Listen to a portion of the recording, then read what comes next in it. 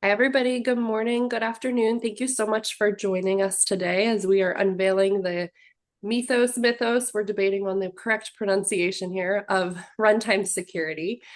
We promised you a 20-minute session, a nice, snackable, digestible webinar. We're not going to bore you to death with slides today, so we're going to keep it right on time. We're going to start right away. So thank you for joining. My name is Erin Stephan. I'm the Director of Product Marketing here at Aqua, and I am joined by Ryan Ahlers, who is our VP of the Solutions Architect. We are actually coming to you live from Charlotte, North Carolina, two ends of the city, and here to discuss today what we think is the next evolution, right? The new frontier of cloud native security and what that means for runtime. So, Ryan, if we want to get started, let's talk a little bit about Anthropic. I'm sure you all have seen this all over your LinkedIn profiles. Every vendor in the market has been writing a blog about it because, of course, we will.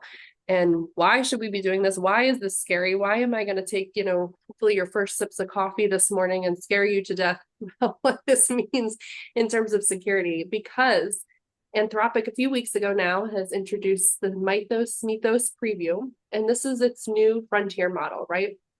It has enough autonomous capability in vulnerability research and exploit development that it was actually intentionally determined that it was too dangerous to release to the public. And why too dangerous? Because this model can now identify severe vulnerabilities, it can reproduce them, and in some cases, it actually can develop working exploit paths without any human intervention. So without prompting, without guidance, it is able to identify and exploit in just a matter of minutes. And we'll talk about what that means. Now, historically, Ryan, you and I have been around, the block for a time or two now. This used to take human interaction, right? This used to take humans that would, very skilled humans that to identify, to exploit. And now AI can do this, produce this entire workflow autonomously. And because of that, Anthropic decided this was too dangerous to release to the public. Now, yes, the other half of this is Project Glasswing and, the companies that it has deployed to be able to work it out, to understand it better.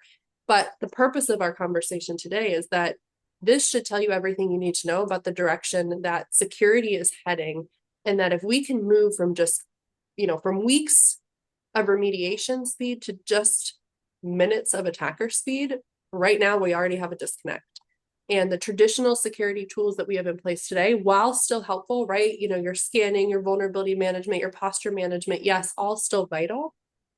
That's also assuming that you have time to find, to prioritize, to fix, that you have the team, that you can submit the ticket, and that there's time to do so. But this new model is breaking all of that. So let's talk a little bit, Ryan, if you don't mind, about the attack flow. So I'm going to work this out for you guys here.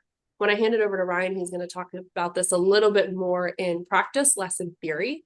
But if we talk about what this full life cycle looks like, right? If we're saying, hey, AI is able to compress this from weeks to literally 5 to 15 minutes, not days, not hours, but literally minutes, what do we mean by that?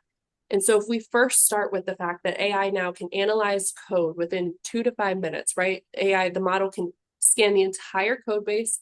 It can identify vulnerabilities almost immediately, and not just obvious issues, like not just, your common misconfigurations, but really deep logic flaws that traditionally, again, would require really skilled researchers and time to uncover.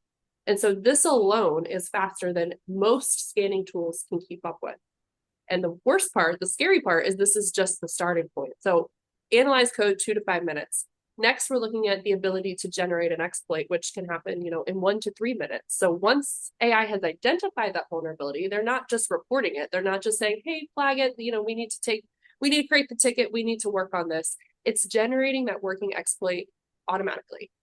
And so this is removing one of the biggest bottlenecks in attacks, which is that manual effort to weaponize a vulnerability. And so where we start to really get into the scary part here is the deploying of the attack. Mere seconds for an exploit then to be executed in a multi-step campaign. So this could include, gaining initial access, chaining vulnerabilities together, reaching exposed systems, which at this point, the attack is already in your active environment. It's already in production.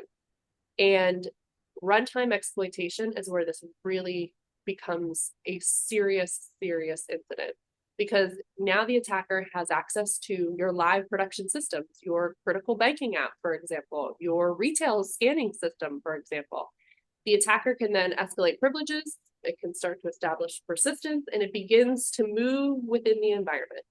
And everything that we've seen here, everything that turns an exploit into a breach is happening right here. It's happening inside the workload. And in a few minutes, when I hand it over to Ryan, he's going to talk you through this step by step. But so again, what is very concerning here is everything that we have in place today, all of the traditional security tools that we're using to find issues, to fix them, to build ticket systems, all of this, by the time we have taken that effort, we cannot keep pace. By the time we go to create the ticket, we're already too late. So the real question that we're asking ourselves here, the real question that we're asking all of you is, how do you stop something that moves this fast as it's happening, the moment it's happening? What are we going to do when traditional approaches can't keep up in this real-time attack process? So let's talk just quickly before I hand it over to Ryan on, why can't traditional security stop these 15-minute attacks? So again, if we were all in the room together, I'd have you raise your hands. Like, how many of you does this look familiar, right? We go from, we scan, we found something, perhaps we've categorized it, right? All the best scanners in the world now, based on CVE score, CVSS score, or even exploitability. We go ahead, we create our ticket, our teams have time to patch. But now if you look at it, right, we have thousands and thousands of vulnerabilities that can be found by AI. We have a 2 to 3 delay if we're using ticketing. And by the time we go to patch, we're already exploited. It's too slow. We're too slow. As soon as you have submitted the ticket on a deployed vulnerability, you've lost the race.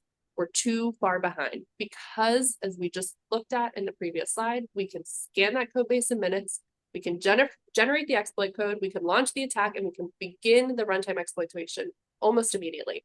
And it's not theoretical anymore, right? We've been talking about this for quite a while. We talk all day long. We were, the three of us were just talking before we got on the call how AI is changing our world. This is demonstrated. This is something we're seeing in real time. And this is why speed, not just visibility, not just more visibility into these things happening, speed is now going to be the determining factor of security effectiveness, especially in cloud-native environments.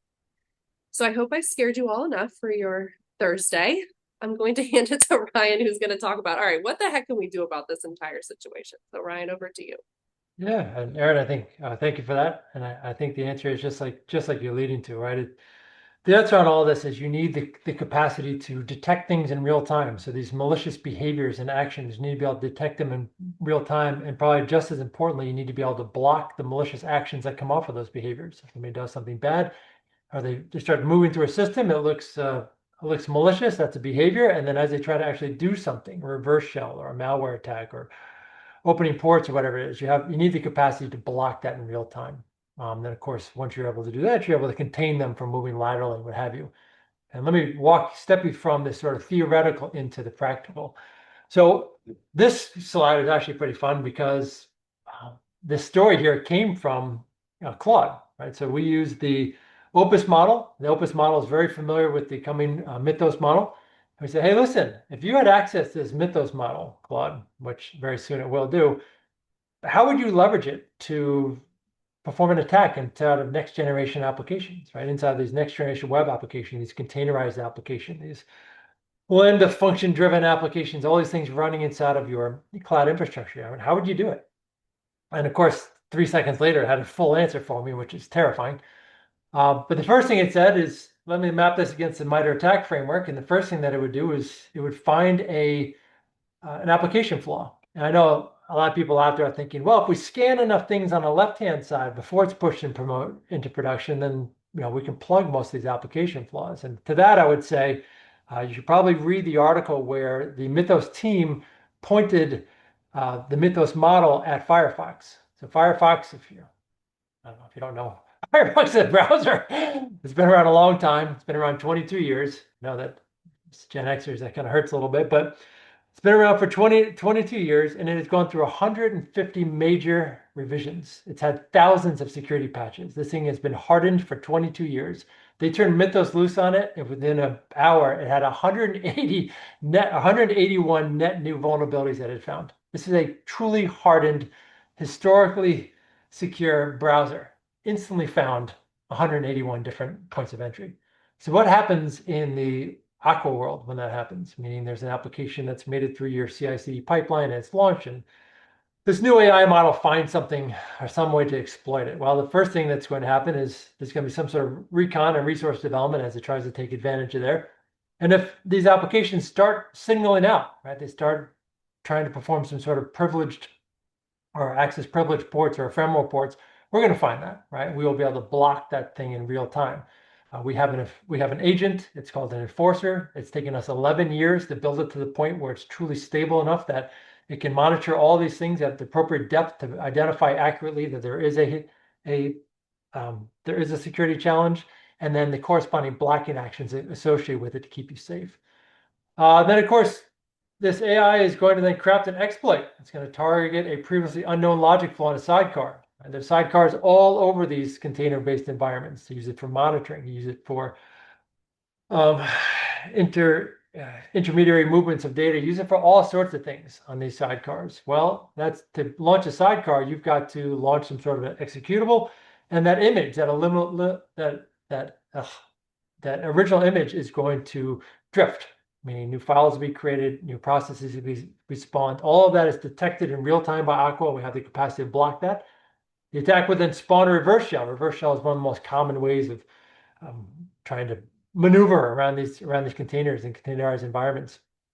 And we have the capacity, of course, to detect that and block that in real time. Right? We're constantly monitoring right there at the workload to detect those types of things. And then we'd use LD preload to try and inject code into existing processes. This is where we're going to block it from a fileless execution standpoint. We have no challenge in doing that. We've been doing that for years. It's at a real life customer environments. That payload is then going to fetch stage tooling from attacker infrastructure over TLS and opens a persistent outbound tunnel. This stuff is terrifying, right? We didn't feed it this. We just asked it, how would you attack it? And it knows exactly how it would attack these environments. Our answer to that, of course, is that we were able to block all those ports just like we were in the first phase there. We would attempt container breakouts. We're going to limit the container privileges, your system integrity monitoring. We're going to monitor for all of that.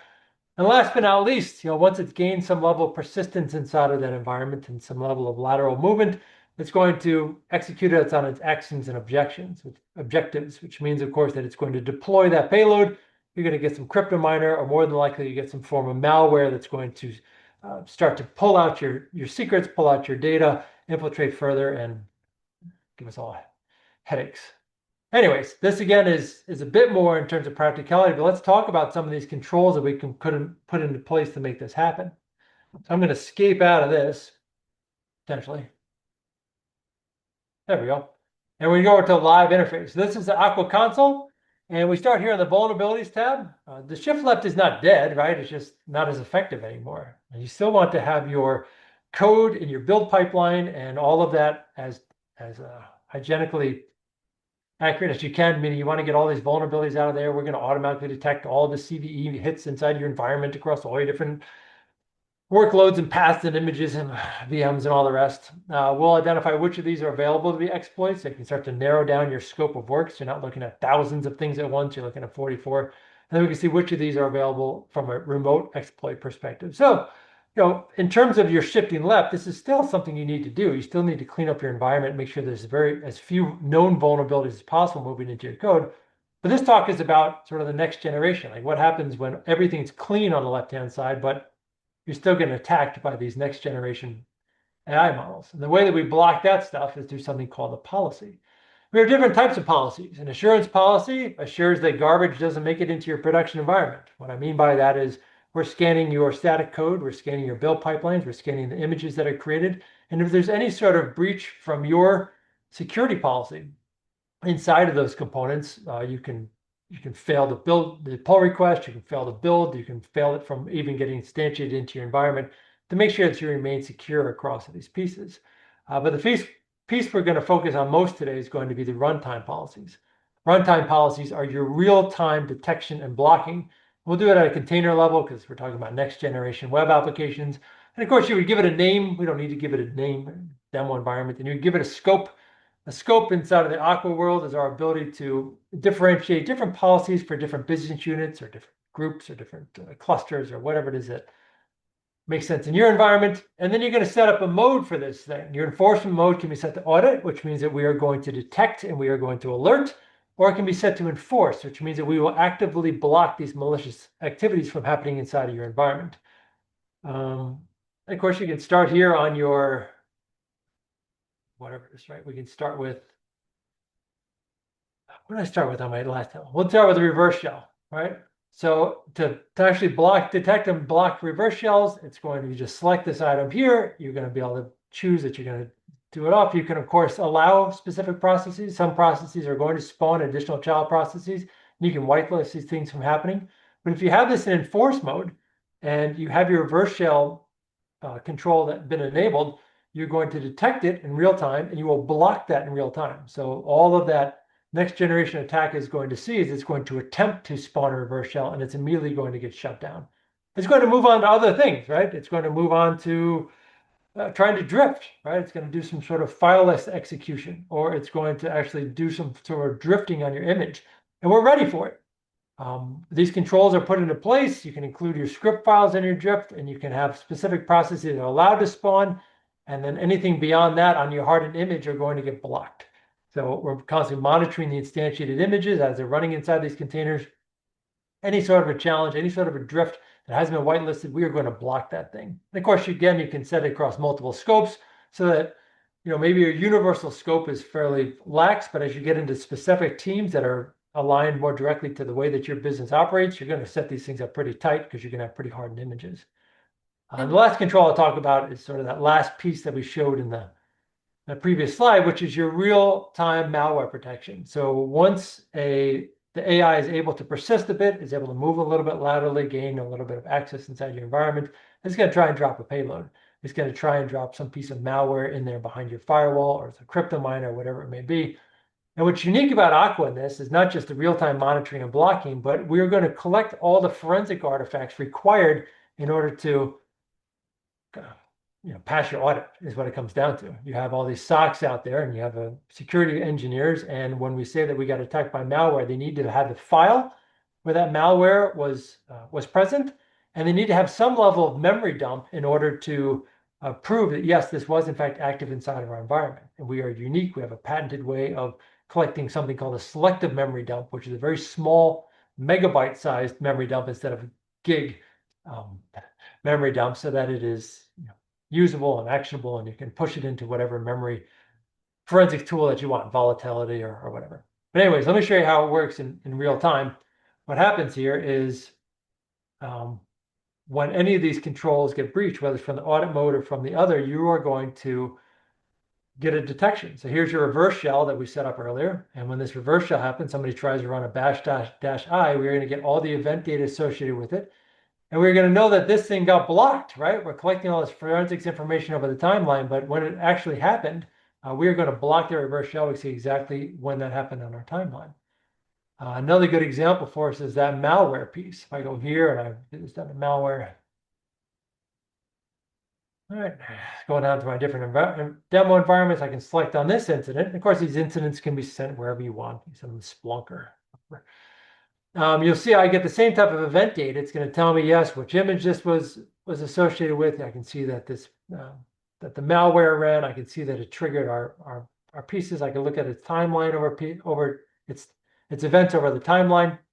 And then probably most important for malware is I then get those forensic artifacts. Here is that file that contains the malware. That's this piece here. And then to the right-hand side, this is then the selective memory dump. This is that memory dump you would push into your memory analysis tool set, whatever it may be. Most people use volatility, but use whatever you want. And that is going to provide your SOC with the empirical evidence that says, yes, this is the malware piece, the malware file. We have it. We have been able to contain this to this particular file. We can search for this and have you. And this is the memory dump that shows us exactly inside of memory where this was occurring. And I'm going to pause there, Erin. If we promised them 20 minutes, we have about 30 seconds 20 left. minutes. We're almost there. I was wondering, Ryan, we have one question from Carlos about containing zero-day attacks. Anything we can show quickly in terms of our runtime breadth of capability that helps prevent zero-day? Yeah, that's a great question. And it all comes back to these runtime policies. So these runtime policies are all running in real time, which means that if you have a zero-day attack, meaning that whether it's AI or it's, somebody slamming on your environment. No matter how they get in, they're going to do something. They're going to have some form of malicious behavior. We have more than 200 behavioral signatures that we're constantly monitoring in real time because we're right there at the kernel level, seeing all those container activities. So we're going to detect that, and then we're able to block it. So even if it's a 0-day, they still have to go through the normal processes inside of your MITRE attack framework. They still have to find a way to persist. They still have to find a way to move. That's going to be your reverse shell. They still are going to find a way to try to load files.